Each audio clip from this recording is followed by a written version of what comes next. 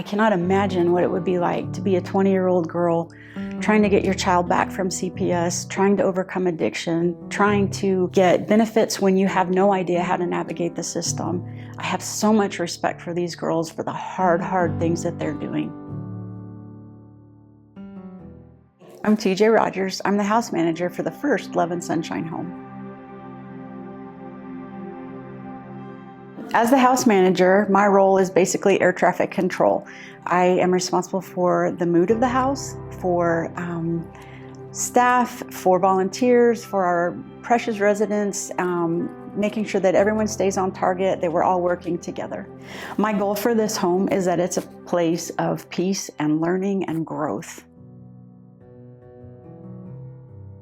I remember several years ago speaking with a missionary, and they were talking about working with the homeless. And one of the things he said that was so impactful to me, and I never forgot him saying this, was that if one of you or I were to become homeless, it would be awkward and it would be awful.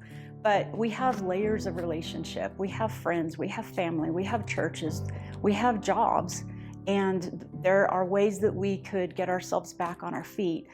But for most of the homeless, and especially the girls that we're working with, they don't have that. They don't have layers of healthy relationship. They don't have people that are invested in them. They don't have jobs or long-term jobs.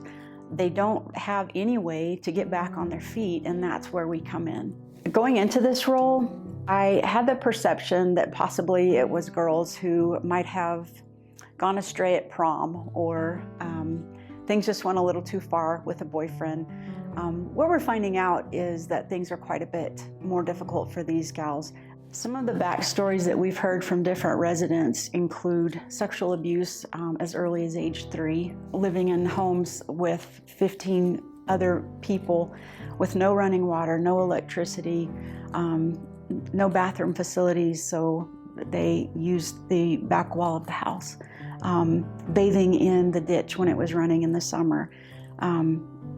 Lack of regular food, lack of clean water, almost third world conditions in the state of Montana in 2024. Over half of the moms that we've had in the house so far aged out of foster care. Many of them are working with CPS to reunify with their children. They are doing such hard things. I'm a protector at heart, and my goal for these girls, what I deeply desire to see, is the same thing I hope for my own 17-year-old daughter. I want to see them able to stand on their own 2 feet, not to depend on government programs, not to depend on a man. I want them to be able to make choices for themselves because it's best for themselves and their children. I want for them to be able to say, I have my own income, I have my own job. I'm not waiting for someone else to fix this for me. I'm the hero of my own story. This growth process takes time. It's hard and it's messy and it's raw, it's gritty. It's occasionally flashes of beauty and brilliance. It takes time, and we can't look for huge wins. We have to look for and celebrate these little steps and little wins for them. Honestly, getting your high set, getting a job and being able to keep your job, starting a savings account, those are actually big wins.